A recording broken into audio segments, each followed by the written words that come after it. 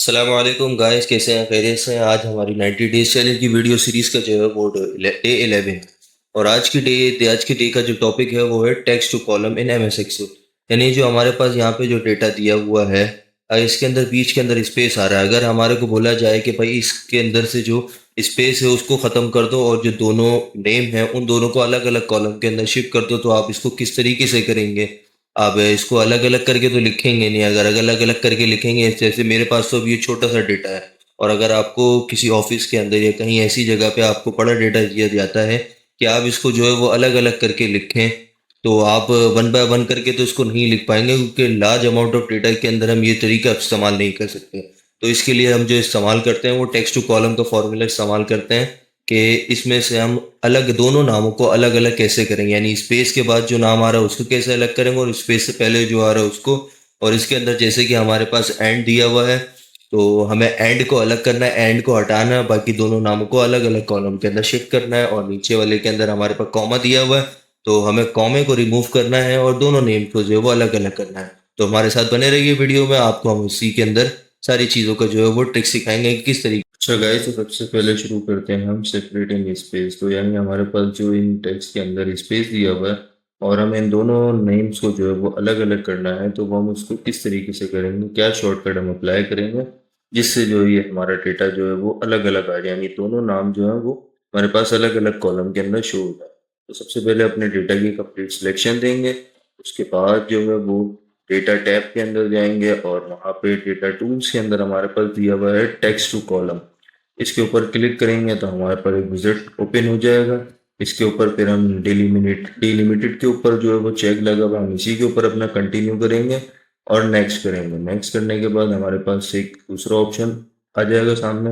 अच्छा, तो हमारे पास यहाँ पे जो डेटा के अंदर दिया हुआ है वो दिया हुआ है स्पेस। तो हम यहाँ से जो वो स्पेस को सिलेक्ट करेंगे। अभी आप नीचे देख भी रहे होंगे यहाँ पे के नेम जो है वो एक साथ ही लिखे हुए, अलग अलग नहीं लिखे हुए। अभी आप देखिएगा, मैं यहाँ पे स्पेस के ऊपर चेक लगाऊंगा तो दोनों के बीच में एक जो है वो कॉलम ऐड हो जाएगा।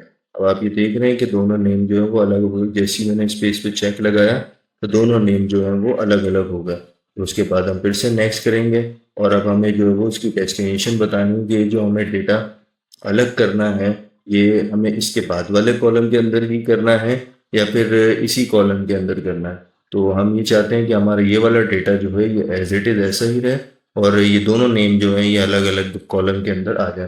तो हम इसको ये वाली लोकेशन दे देंगे, फिनिश कर देंगे, तो हमारे दोनों नेम जो है वो अलग अलग कॉलम के अंदर आ जाएंगे। इसी तरीके से हमारे पास नीचे है सेपरेट एंड के साथ। तो एंड के लिए भी हम सेम सेम प्रोसीजर अप्लाई करेंगे। पहले डेटा को सिलेक्ट करेंगे, उसके बाद जो है वो डेटा कॉलम के अंदर जाएंगे, डेटा टैब के अंदर डेटा टूल्स के अंदर जाके टेक्स्ट टू कॉलम को ओपन करेंगे। डिलिमिटेड के ऊपर चेक लगा हुआ है, इसी को आगे कंटिन्यू नेक्स्ट करेंगे।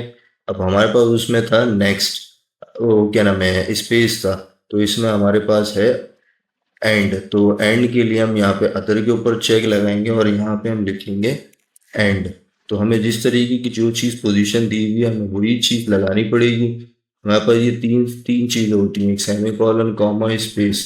अगर ये इन चीज़ों के अलावा हमारे पास है तो वो अदर के अंदर आएगा और वो चीज़ हम यहाँ पे मेंशन करेंगे, तो डेटा हमारा सेपरेट हो जाएगा। अभी आप देखें भी कि जब तक मैंने यहाँ पे एंड नहीं लिखा हुआ वो सारा डेटा जो है वो मर्ज होकर आ रहा है। जैसे ही मैंने यहाँ पर एंड लिखा तो सारा डेटा जो है वो अलग अलग सेपरेट हो गया। उसके बाद वही नेक्स्ट करेंगे और उसके बाद जो है वो डेटा को अपनी लोकेशन देंगे कि हमें कहाँ पे पेस्ट करवाना है इसको।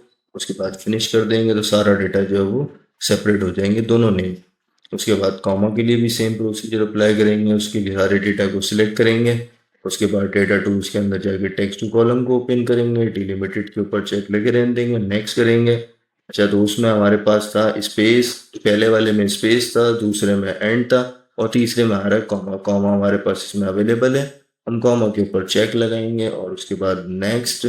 उसके बाद इसकी लोकेशन दे देंगे हमें कहाँ पेस्ट कराना है। उसके बाद जो हम इसको फिनिश कर देंगे।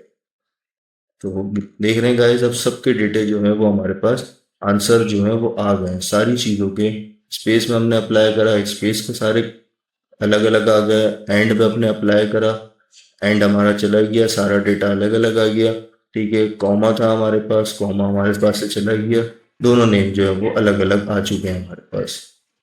हाँ तो गाइस इस ट्रिक को ज़रूर प्रैक्टिस करें और अपने डेटा एंट्री के काम को आसान बनाएं। सो मिलते हैं नेक्स्ट वीडियो में। अल्लाह हाफिज। वीडियो पसंद आई हो तो वीडियो को लाइक शेयर फॉलो सब्सक्राइब करना मत भूलिएगा। अल्लाह हाफिज।